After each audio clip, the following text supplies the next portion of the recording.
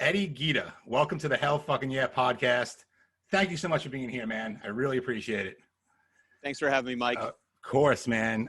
So for those who don't know, Eddie is the frontman of a psychedelic noise rock band called an Albatross.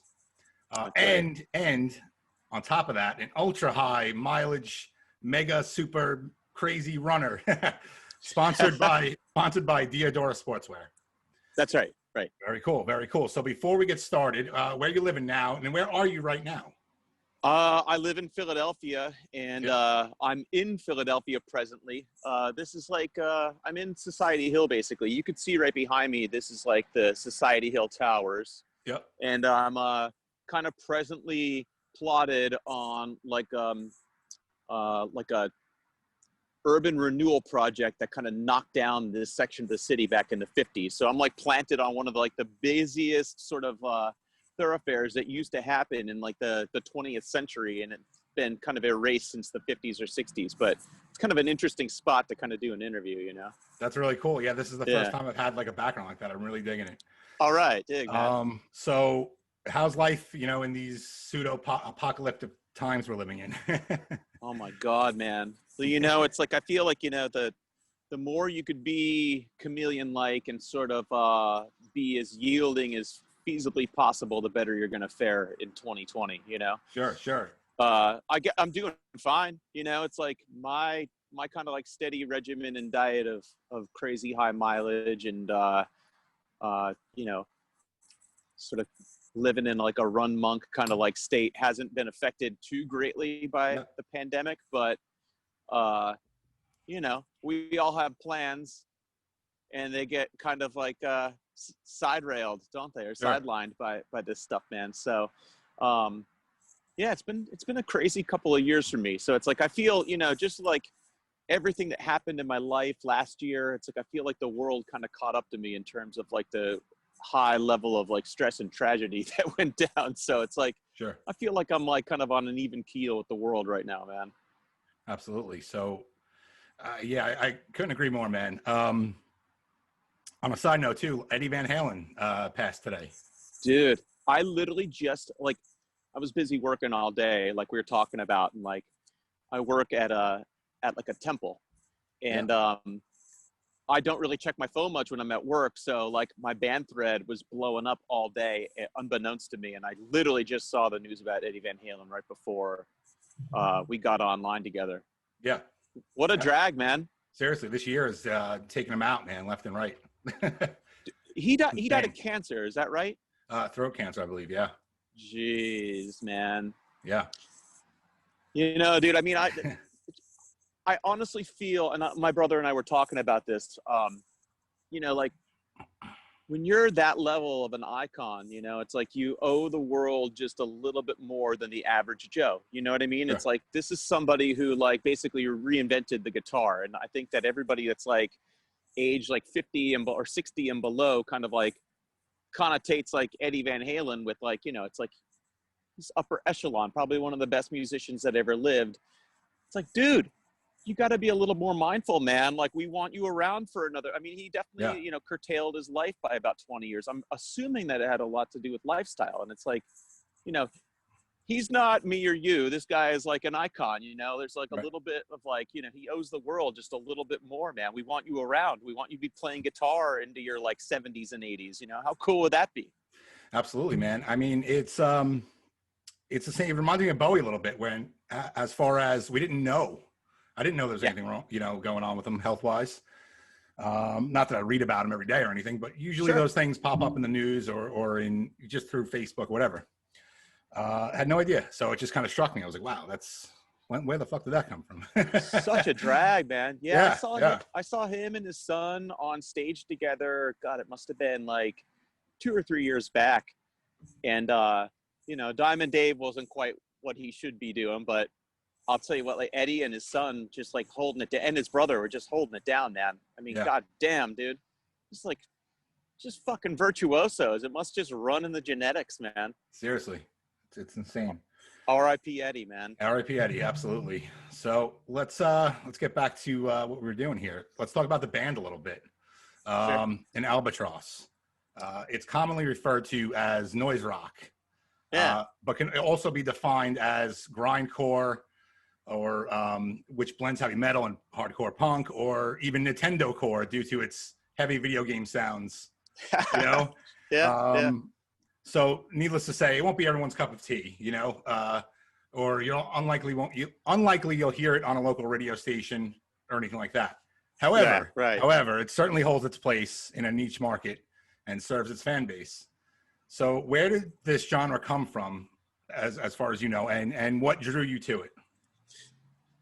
Yeah, you know, I'd like to say that the origins of that particular scene, the one that we were like really, when we were hyperactive as a band and really like, you know, just steadily releasing records and touring. I mean, we used to tour like crazy amounts, like 200 dates a year kind of stuff. That era, I feel like the origins of it were kind of like firmly rooted in the mid to late 90s. And a lot of that stuff was coming out of like San Diego for the most part, a little bit from like Providence and stuff. But it was like a DIY kind of like screamy emo sort of scene. A lot of like bands that were sort of like taking a bit of a different direction from like the traditional sort of hardcore sound. And you started to see this sort of like schism where like you see like this, like these like fashion conscious, almost like mod oriented sort of like cultural attributes getting like inflected into this like discordant, noisy, jangly sort of hardcore scene. And a lot of these bands, like, you know, like Le Shock or the Locust or Daughters or an Albatross, like stuff like that, we'd be sharing bills with bands that were like these like chugga sort of like almost like Hatebreed sounding sort of bands in the mid 90s, late 90s. And then like once the 2000s kind of hit, the aughts hit, it was like it became its own scene in its own right. And there was like, you know, millions of bands that sort of like were spawned in that lineage. But I think it's like, you know, I could safely say it was like I watched that kind of like come up in the mid 90s. And I was just like always, you know, ever since I became me, like 12 or 13 years old, just like heavily immersed in like underground culture. Sure. And I like heavily identified in like the hardcore scene in like 90, 91, you know, so that was my origins. And I watched that particular scene kind of come up, and it was really alluring to me, you know, just like it was very much unlike anything I had ever been exposed to before. And watching these dudes kind of like show up from the West Coast and play these shows and like have this like really kind of cavalier attitude in this weird fashion, it almost seemed like punk in this like antithetical kind of sense. It was like the antithesis of what was going on. So it was like this like counter revolutionary idea, you know. It was right. Pretty cool. Right. So there was something I found really interesting about it too, is like I listened to your band and I listened to like other bands in the genre, and I found the songs to be very short. Right. So what would you say it's normal for the genre to produce very short track lengths? Like for instance, on your record, We Are the Laser Viking, it's 11 songs. However, it's a total of 8 minutes long. Right. So yeah, would you say that is like kind of required in a way for that genre? You know, it's like, I feel like in a sense, yeah. I mean, I think it's a distinct characteristic of that genre. Right. I remember like we released our like third or fourth record. It was like the Family album record. And there were fans of ours that were visibly upset, or at least like notably upset on social media and message boards and stuff, because we had like a song that was like 8 minutes long, and they were like, what the fuck, man? Like that is as long as their second record, man. Like this is blasphemy, you know? Because we diverted from that sort of like formula, I suppose. But right. I think it's a defining characteristic. And, you know, I feel like if you weigh that length against like what was happening at the time with technology and the culture of like 1999 through about 2005 or 6, it makes sense, you know, because it was like the first time in like our history that people were like ultra fidgety, you know. It's like we're online and typing and communicating. It's like almost like the birth of like the technological era, you know? Right. And when we were creating this music where it's like a 15-second song, 35-second song, it was supposed to be like this, like for the ADD addled brain, you know. It's like just sitting there flipping through the Sure. remote, flipping through the stations, like just, so the music sort of matched up with the culture, I suppose. I got it. That's really cool. I didn't even think of it like that. It's almost like an audio Vine, you know? Yeah, absolutely. Yeah. And with that being said, too, it doesn't diminish its hard work or artistry, you know? And there's actually kind of like hilarity to it, really. It's funny. It's like these big fucking massive things and it just ends. Yeah. I think the humor aspect to that slice of underground music is sort of underplayed. I definitely always felt that there was like at least a slight amount of tongue in cheek and humor involved with it. There has to be, it's like you're playing, it's like really ridiculous to show up to a show, set up like, for 35, 40 minutes on stage, get all your amplifiers plugged in, everything ready to go. It takes you that long. And then your set is literally like a quarter of the amount of time, it's Right. like, there's like an exercise in futility, it's just kind of funny. Right. No, it is. You're essentially the polar opposite of like the Dave Matthews Band. You know? Yeah. Which is a good thing to me. Yeah. No offense to any Dave fans or anything, but yeah. No matter which way you cut it, it's art, it's expression, Yes, indeed. So, but do you go into the studio and make long tracks and cut them down, or is the intentions just make these short tracks? It's deliberately short tracks. Okay. Yeah, for sure. So, last album was 2006, I believe, if that's right. Yeah. Full length? I think it was 2008 is when the Family album came out, and then we just released an EP this summer. Okay, very cool. Yeah. What's that one called? That's Return of the Laser Viking. Return of the Laser Viking. iTunes has the dates all messed up, just so you know. Sure does. Yeah, it does. So is there a new full length coming out anytime soon?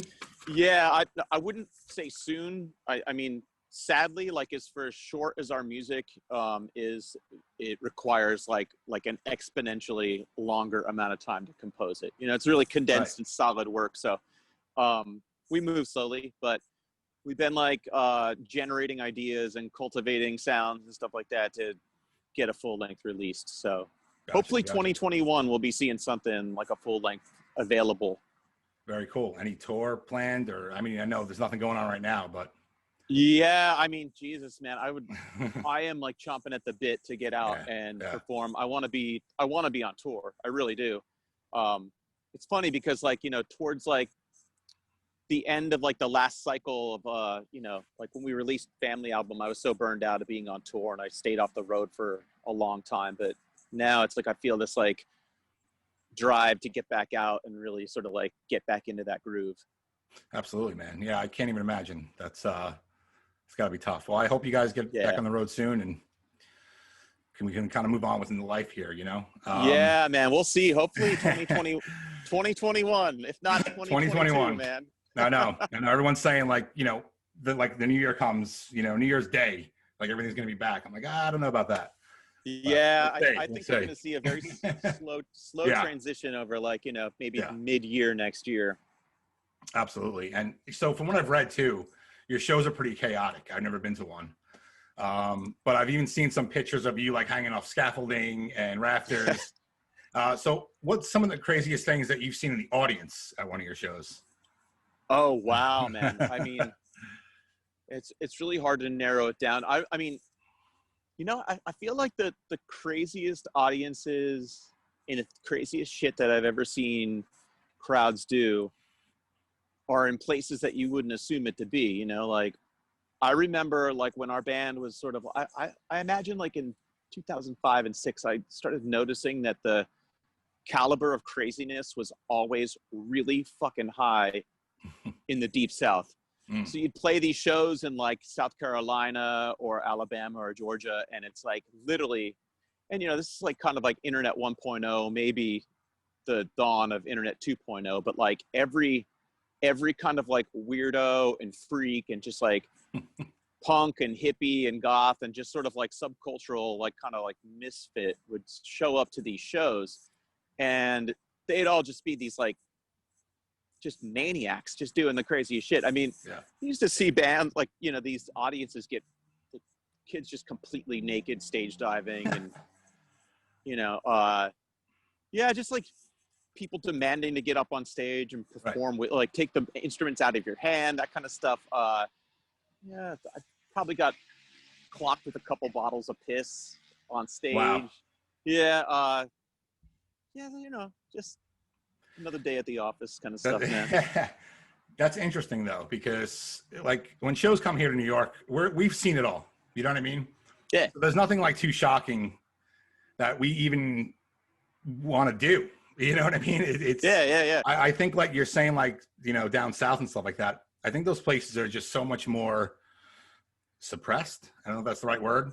I think so. But, like, Yeah, definitely, man. so when they are allowed out, or they you know venture out, they go fucking bananas. Because Yeah, I definitely think it's true. And I Yeah. again, it's like I haven't been on the road like seriously heavily touring in a long time. I mean, we did like a month in Europe 2 years ago, but other than that, I haven't been to a lot of these regions. But from what I remember, like years ago, it's like, you know, you'd see these kids from down south, and it's like they would like be really fucking pumped that there was like this other band that's coming, and they're like, oh, you're like weird like me, like you get it. There's this like sort of camaraderie there. And it's like, you know, it's like me and my bandmates, we grew up like kind of like tortured in high school and like the misfits and stuff like that, and like you know, just didn't quite fit in. So it's like I felt like we would travel to these places and it'd just be like, holy shit, like you guys are like the kind of freaks that I am, and like this is good. And there was like always like a positive level of like camaraderie and bonding and shit like that, especially in those places, man. I used to absolutely love playing in like I said, like the deep south, southeast, man. It was awesome. Yeah, that's awesome. So safe to say, if you're at an Albatross show, you're gonna have a great fucking time. I think so. I think so. It looks like a great time. I might be too old for it, but I'll hang out in the back, you know? Yeah, that makes two of us, man. So let's get into running. Really interesting this, man. So this is obviously a massive part of your life right now, if not the biggest part of your life. So how and when did this journey begin? You know, it's actually it's tethered to making music in so many ways. You know, in my 20s, when we were touring a lot, I started noticing it's like we'd expand our set. So it's like when we first started the band, it was like an 8-minute set, and then like the more material that we amassed, we'd be on stage a bit longer. And I felt like, you know, my level of stamina to like keep up this like high energy, crazy level of volume, sort of like presence that I really wanted to put forth on stage. It's like I needed to have the stamina to do it. And I started running, you know, just as kind of after a suggestion from a roommate of mine. And that was like in the probably 99, 2000, 2001. And I was running kind of on and off just as a means to kind of keep myself in shape to perform on stage, you know? Mm-hmm. And it's funny because like, you know, there's like a lot of times in life, you know, it's like these things and these passions in our lives kind of like weave in and out of one another, like kind of like a double helix, you know? And it's like my music career was sort of like tapering a little bit and getting less and less busy. My interest in running was sort of like going on the opposite path, you know?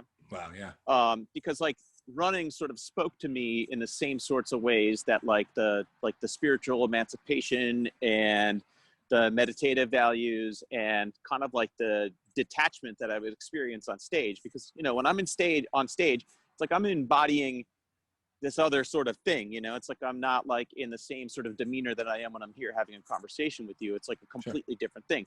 And when I'm running, especially, you know, like either high volume or a fast pace, it's like I kind of feel that same level of detachment. So that was like, you know, my music career and running were really tethered together in that sort of sense. So it's like they're almost kind of like passing the baton in a relay. And, you know, I've just been kind of running, keeping myself in shape, still working in nightlife and DJing and all this sort of stuff. So it kind of became important for me to have this counterbalance, you know? I remember my brother Brian, who was like, you know, he's an endurance athlete himself. And he was like, hey, you know, Eddie, you should run a marathon. I was like, a marathon? Like, how the fuck long is that? And he's like, oh, it's 26 miles. I was like, dude, you think I could run that much, man? That's fucking nuts. And he's like, yeah, I think you could. I think, you know, you got the attitude for it, man. So I was like, Wow. All right. So, you know, I got myself sort of involved, and I was way over my head, and I ran a marathon. It was extremely painful. I crossed the finish line. I was fucking walking with a limp for like 2 weeks afterwards. I was lamenting it. I said I'd never fucking do it again. And then, you know, fast forward about 7 or 8 years, I've run 20 or 30 marathons, a bunch of ultra marathons, of, you know, running 100 miles a week, you know. Wow. That's insane. So yeah. And so now you had a tragic loss. This was this last year? That's right. Yeah. Yeah. You lost your wife, Amanda. That's correct. Now that clearly, to me, it looks like running is like a freedom for you, or even has a therapeutic edge for you.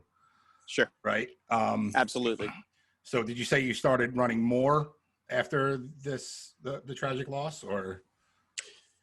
Yeah, I definitely did. I mean, you know, I had been running pretty consistently, and I was running probably like 3 or 4 marathons per year, and keeping myself busy. But, you know, it's like I felt like I always had one foot in, like, you know, just like whatever lifestyle I had going on at that point in time, and one foot in this like endurance athletics sort of lifestyle. And I didn't really see much reconcile between the two.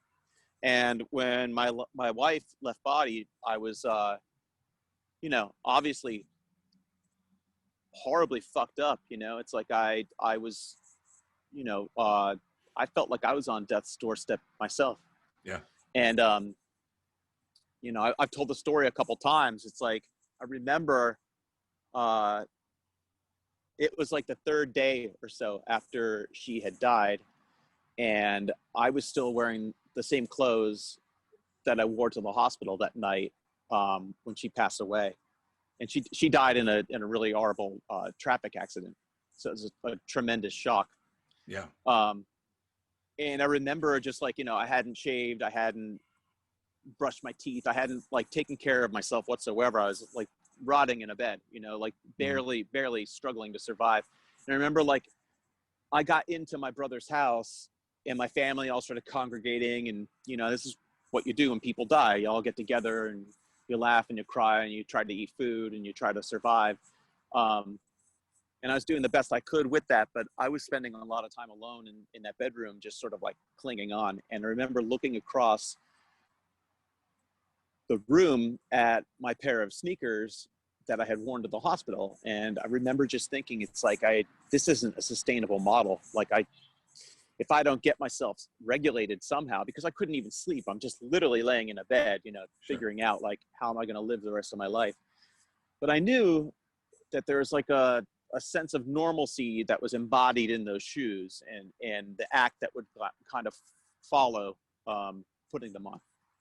And I remember almost like I have eidetic imagery about it. I put those shoes on, and I told my family, I'm like, listen, I got to go out and get a run in. I got to shake this off. So I got out and I got a 10K, and it was really ugly. You know, it's like dry heaving the whole time. I was super dehydrated and just sick as shit. And there's people in the neighborhood, you know, Philly is like it's a big city, but it's also a small town in the same sense. And there are people that had seen me on the run, and I could see in their eyes that they knew. And I just had this like really horrible conflict of like, I don't want to be in public right now, but I'm going to just get out and do this because I know this is the right thing. And I came back, and it was almost like this like kind of like magic switch that got flipped. And it's like, I was like, all right, now it's all these physiological sort of functions, or these like rhythms throughout your day started to take over.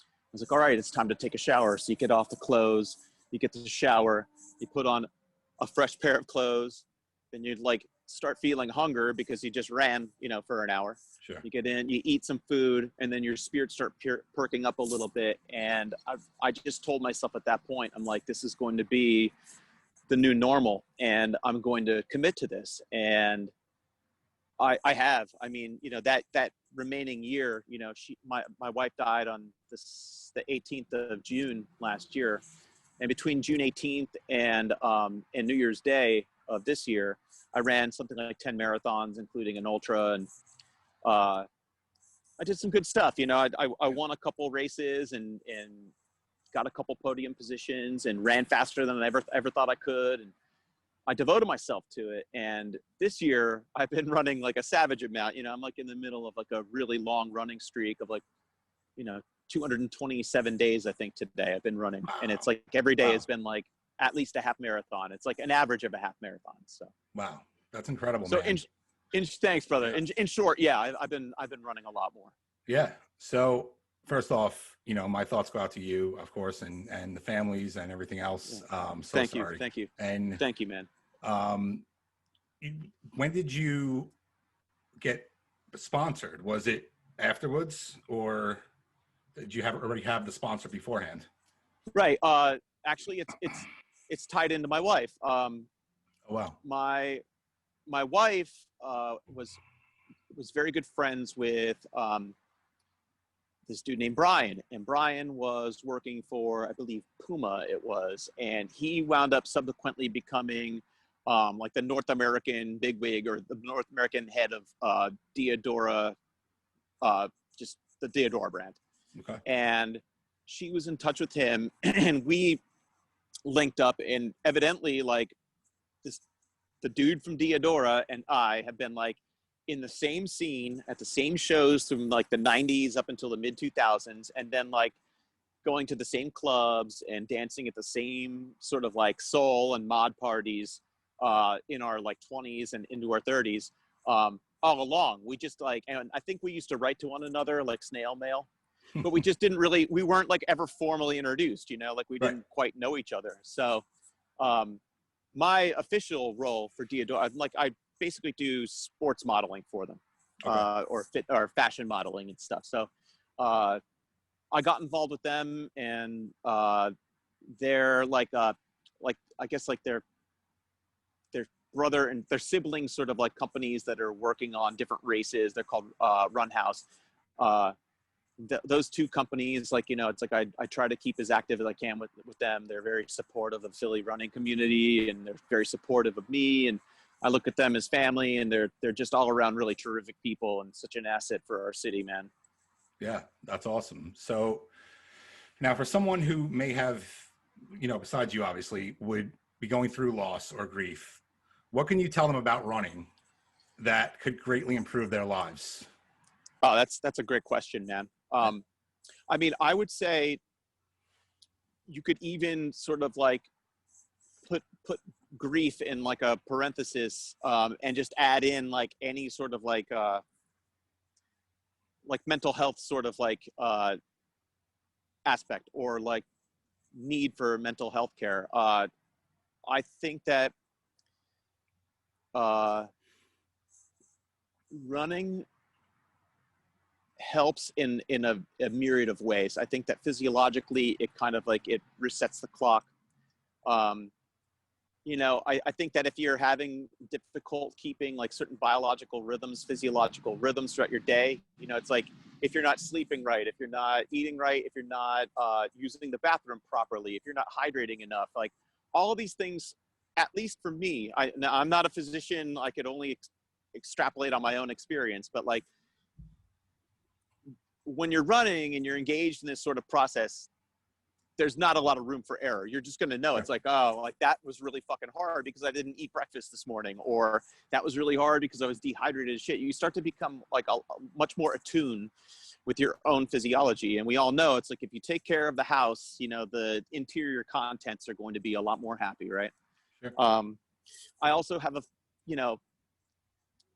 theory that like we're sort of like genetically predisposed as like a species to be up and on our feet. You know, it's like if you've ever gone for a long walk or a run, or you're just been like, you know, up and on your feet and moving, I think that we're like endowed by our evolution to have like a greater sense of consciousness and awareness when we're on our feet. I think it's like our natural position. And I could go into like a long reason why that is, but go for it. Yeah, well, honestly, I feel like, you know, it's like as we evolved from like lower primate species into like these upstanding hairless apes, you know, it became imperative that we're like standing up so that we could see through, like, you know, like suppose we're in the Kalahari bush and we're like in the grasslands. When you're seeing like low-lying predators, you have like a sense of awareness. It's like, there's like a wildebeest out here or a saber-toothed cat that's going to take my life and my tribe's life. So I need to be more switched on and aware, right? Our sense of color and the way that we see with like our own eyes, it's like we're able to look up and grasp at fruit or things that are like dangling off the trees that we could use for sustenance. Looking down, you could see roots, berries, these sorts of things. These are all done. These are characteristics of being a biped. And when we're on our feet and we're walking or running, we're engaged in a more natural state. And I think that that ties into a wonderful like meditational sense that like could only benefit you. If you're doing it the right way, you're not hurting yourself. You're not running like a jabroni. Yeah. Absolutely. Yeah. You know, I used to run. I used to love it. Right on. And like even, you know, when I was in high school and stuff like that, we would have to run the mile, you know? Of course. And it was something I kind of dreaded. And I always kind of like walked it, you know, to be honest with you. Right on. Yeah. It'd be like, you know, 17-minute mile, you know? Yep. But then one year I was like, you know what, fuck it. I'm just going to do it. Like, let's just do it. And I ran it pretty quick, like 6.5 minutes, you know? Oh, that's fast. Yeah. So, and then I got into it after that. And then stupid decisions, you know, years later and stuff like that. I kind of stopped doing it, but honestly, I want to get back into it, or at least some form of it, you know? Yeah, man. I'm starting to work out a little bit more, do things like that, but running was always, you just get on your feet and go.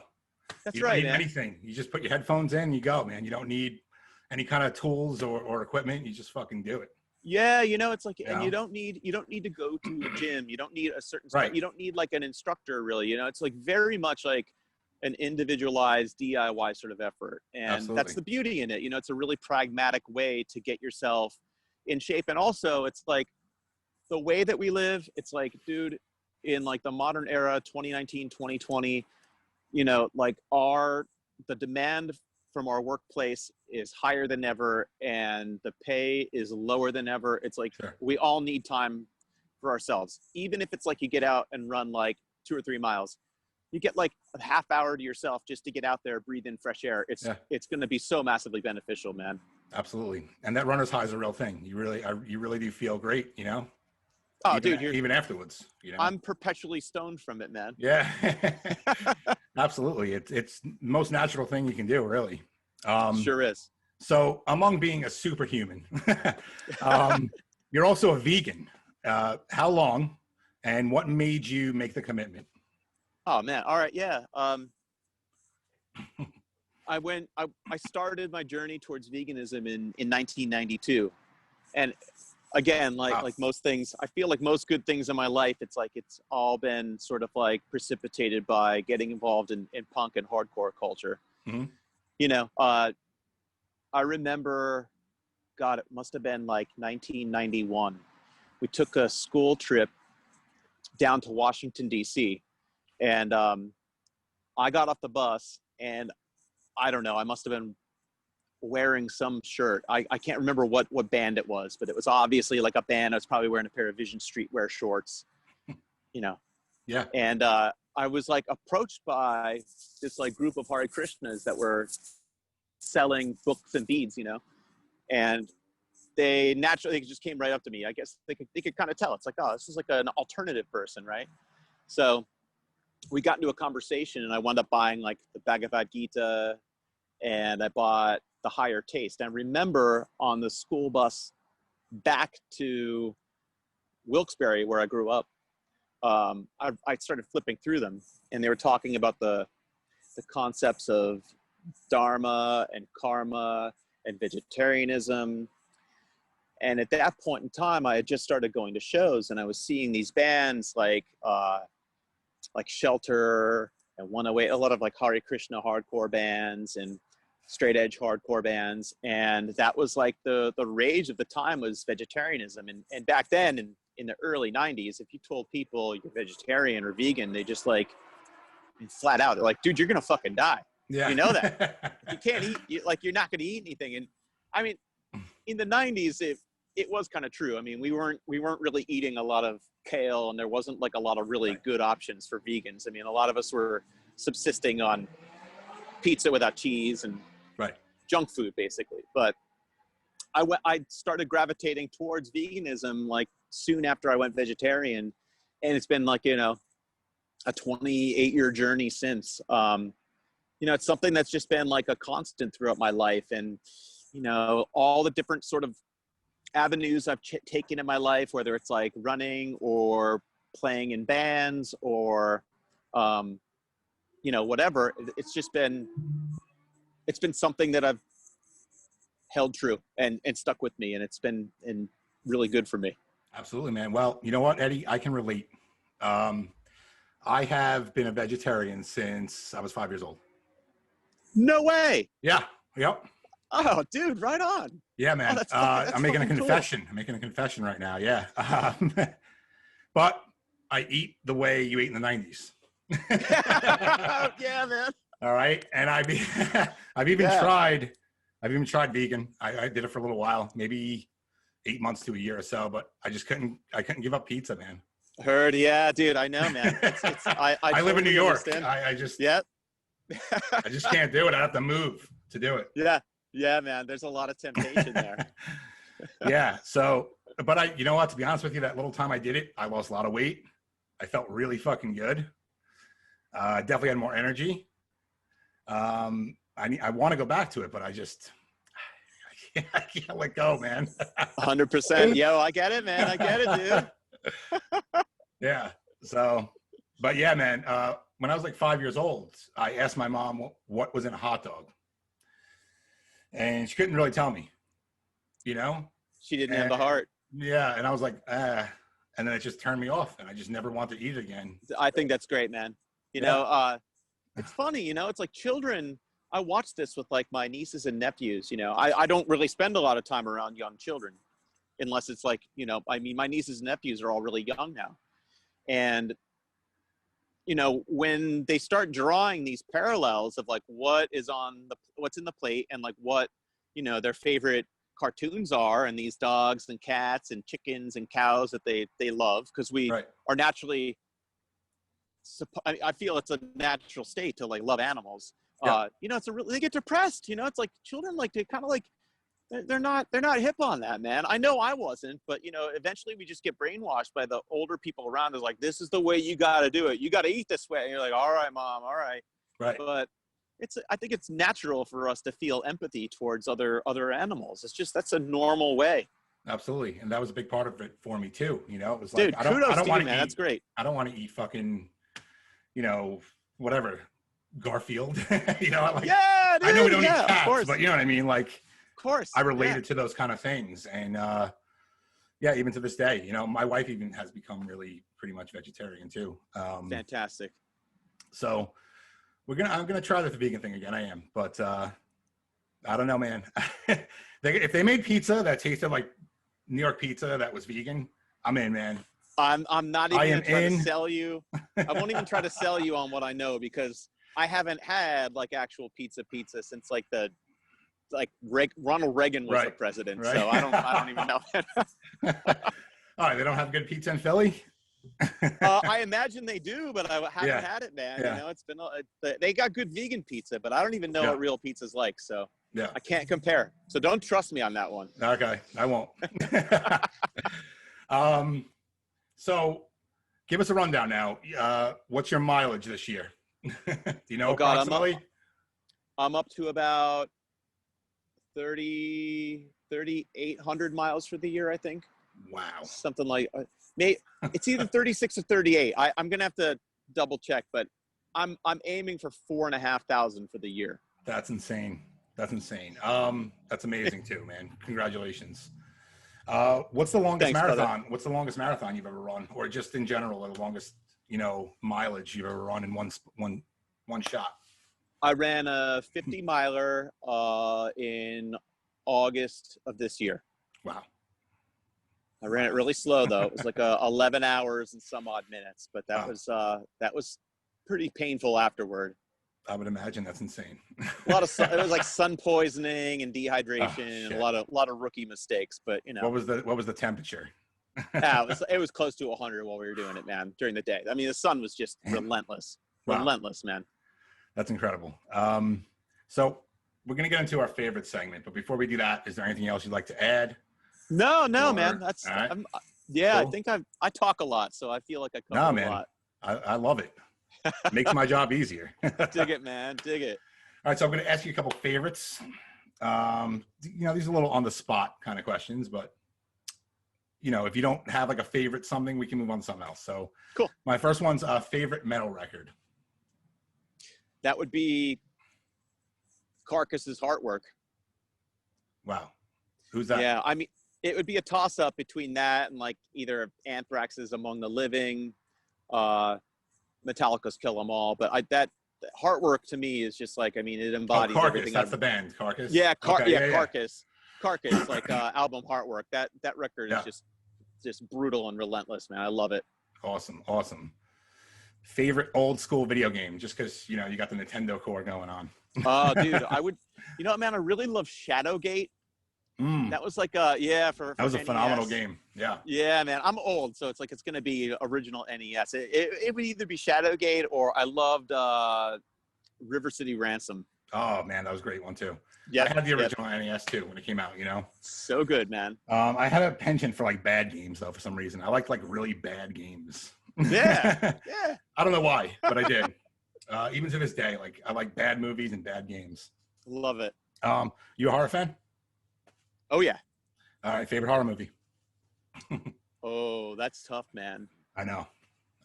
That's really tough. Shit. Well, we can subgenre it. Okay. Yeah. Okay. You know what? That's easy, man. I mean, I'm a Pennsylvanian. I love George Romero, and not to be totally cliche, but it's going to be Dawn of the Dead, 1978. Absolutely. Yeah, it has to be, man. I mean, that movie choice.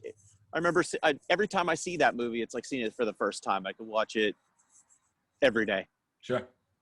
And it spawned so many things too. You know what I mean? Oh God, yeah. Walking Dead wouldn't exist without it. Would not exist, man. Favorite curse word? That's a good one. I mean, I say fuck a lot. I'm just gonna go fuck. Yeah, fuck. That's the This is usual one. classic. That's mine.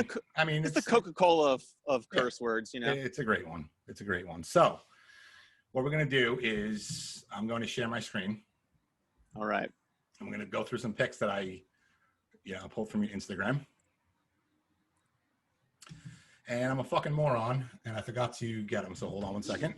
All right. All right, so we got Eddie. I described the pictures a little bit because people listen to it sometimes. They don't watch the YouTube video. Got it. So we got Eddie sitting, what do they call this? This is that would be it's Indian style, but yeah, it's a lotus position. That's it. Sit in lotus position with the peace sign. What bridge is that?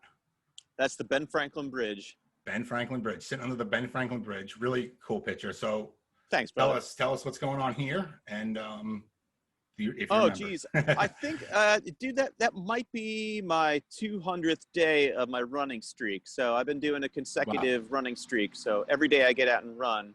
And the stipulations for this running streak are no days less than 10 miles. So, it's a shitload of running. All right. So here we have Eddie holding a sign that says 4 miles every 4 hours for 48 hours. Hashtag Goggins challenge complete. So you actually did this. That's insane. Yep. That's insane. That was insane. I was actually thinking about that run today. It was fucking horrible, man. It was horrible. Yeah, it's horrible. I'll never do that again. Oh man. So that right there, I'm wearing sunglasses because I'm probably ready to fucking puke. Yeah, dude, it's like it doesn't sound like it's that nuts. You're running 4 miles every 4 hours for 2 days straight, right? So you can't really have a job. You can't really do anything at all. And it doesn't really sound like it's that intense though, because it's like, all right, 4 miles, whatever. That's not a long intense. run.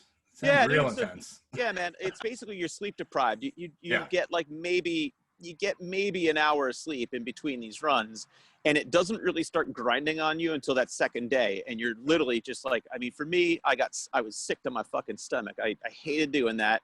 I'm not very happy in that picture. I was very thrilled to get it done, and I ate a whole pizza afterwards. Nice. Vegan pizza. Yeah. Yeah. Wow. That's insane. I couldn't even imagine that. 4 miles every 4. Fuck. Yeah. All right. So maybe this throwback for you, but this is your band. in Albatross. Yeah. You guys are sitting on the steps. Eddie's in the background here. Got a guy in the front wearing a construction hat. That's right, man. Yep. You guys look like you're having a great time. Was this after a show or? Yeah, man. I believe that is after. Yeah, that's definitely after our last show of our European tour, 2018. So Wow. that's in Paris, and I think the photographer, her name is Marie. I may be mistaken, but she was just like so good at capturing the moment. And at that point in time, most of us were pretty fucking stewed and ready to celebrate some more. Sure. And feeling fucking good. So yeah, that's a really special picture, man. Just like the lot of us all hanging out. It was a really, really good tour, man. Really Awesome. Good tour. Awesome. So what year was this? That was 2018. 2018. Yep. Pretty cool. So pretty recent. Yeah. Wasn't that long back. All right. Oh, I just gotta click on this one. Okay. So here we have, it's a nice black and white photo. We have Eddie hanging from, it looks like scaffolding. That's scaffolding, on a stage. Yep. Wow, man. How high up were you here? Yeah, that's probably 25, 30 feet up. Maybe, wow. Maybe. So no fear of heights. No, I have fear of heights, but really? I mean, I don't really drink anymore. But I was probably, I'm just going to say right now, I was loaded when I was doing that. Yeah, that was taken in the Czech Republic. We played a festival called Fluff Fest. Okay. And yeah, I remember that's like, you know, we showed up really early and we had been drinking all day. And, you know, I just figured it's like, all right, you know, this is like basically a fucking jungle gym, man. So I took full advantage of the resource right there and kind of made a spectacle out of myself. And yeah, that day and night wound up like going down in complete infamy. We wound up like staying in this boarding house with a bunch of like really wild Eastern European immigrants that were there. They were like out of work auto workers. And it was like in this Soviet bloc style boarding house. And it was just a fucking, just total madness, just drinking gallons of beer. Yeah, good times, man. That's incredible, man. So yeah. Is this something you did often? Because I've seen this in a couple of pictures. Hanging from something. Yeah. You know, Jay, the bass player, and I are like childhood friends, and you know, we're like, we never kind of like our relationship hasn't really elevated beyond like the 12-year-olds in us, where we're just egging each other on to do shit. And he shows up at venues and he's like, "Yo, Gieda, I think that's climbable, isn't it?" And then that's basically him telling me, it's like, I think you should do that. Yeah. Obviously, if he dares me to do it, I'm gonna fucking do it. So. Absolutely, man. Crazy. All right, so next picture we have Eddie. It looks like an ad for Theodora. Yep. Was this like on the cusp of getting sponsored, or was this later on? No, that's super recent. That's okay. I think that's their last campaign that I was used for, or my likeness was used for. That was for the Mythos. I can't remember exactly what line it is, but it's the Mythos series of sneakers. And the kit that they had me wear right there, that's like old school 70s like vintage pieces that had been painstakingly collected by Brian Porner from Theodora. So they have like all these old like 70s style kits. So it kind of fit, I guess, like with my long hair and all that kind of stuff. I look like, you know, maybe like an extra from Dazed and Confused. Absolutely. Very cool. This one I found really interesting. So are you in India in this picture? Yeah, that's in Varanasi, India, correct, on the Ganges River. On the Ganges River. Okay. So, and what, it's hard for me to explain this one, so I'm going to give it to you. What's going on here? Okay. So I traveled to India in February, and me and my best friend Leelavati Devi took a trip there to have an ash immersion ceremony for my wife. Okay. So, you know, we brought her there for spiritual liberation. And in order to do that, you engage in what we're doing right here, which is called a puja. And I'm sitting next to one of my best friends, Pintu, who is driving us on this road trip across India. And I'm looking in the direction of the pujari, which is essentially a Brahmin priest who is directing this this ritual that we're doing. We're making offerings to our ancestors through all these things that are in front of me to bring to the water to offer to Ganga before we put my wife's ashes into the river. Wow. That's so amazing. Thank you, man. That's a very special and beautiful picture. And it's captured by a woman named Thais, who is just like a lovely human being and a good friend. Oh, this one I love. Thanks, so man. This is India as well? That's India as well. That's okay. It's actually very close. If you were facing me in that last picture, that's what's behind me. They're called the Ghats, Ghats, and they're like these massive steps that lead down to the Ganges River. Wow. So now, for those who aren't watching, Eddie it looks like you're running on top of a wall. Is that right? That's right. Yeah, it's a massive wall. So that's crazy, man. Was it very narrow? It looks, I mean, you can't tell in the picture, but is it narrow? I'd say it's about 6 to 8 feet. So, I mean, it's made for people to be able to stand on. Essentially, like, as the night wears on, there's thousands and thousands of people that gather all around on these ghats. And then there are pujas, like fire ceremonies that go on right in front of it. So they're built there for market purposes, hangout purposes, but largely spiritual purposes. And this is one of the oldest sites of human civilization in the world. I think that city is like 6,000 years old. Wow. That's insane. Heavy. Very cool. Very cool. When's the last time you were there? That was February, and that was it, man. Yeah. The world changed as soon as we got back. Yeah. You plan on going back next time you can? Can't wait. Very cool. I've never been there. There was an appeal to it. For me. Yeah. Like to check it out. Man. Seems like a really cool place. So if I ever do go, I'm going to be calling you. You absolutely should. I mean, I'll give you where do I go? What do I do? You'll love the vegetarian food. That's for sure, man. You will. I was going to say, what do I eat? Oh yeah. All right. This one, this blew my mind, man. So is this, first of all, let me explain it. Eddie's standing in like a long hallway of records, which is probably just a fraction of what this place even looks like in the first place. Correct. It's a record store. It is piled from literally from the floor to the ceiling with records. That's right. So where is this? Number one. This is Val Shively's House of R&B Records, which is still standing today. Okay. This is on 69th Street in Upper Darby. So it's literally right on the cusp of the Philadelphia border. Oh, wow. This is a long-standing 45 shop. So they sell 7-inch records exclusively. And it is almost impossible to get back into that archive. My brother and I ran like a long-standing soul night where we DJ'd soul music. And I'm a bit of a record collector, but we were able to get back there several times to comb through the archive, to dig through a lot of these records. And it's just a fucking incredible spot, man. That's so cool. So now it's just 45s? Just 45s. Wow. And it's that much, man.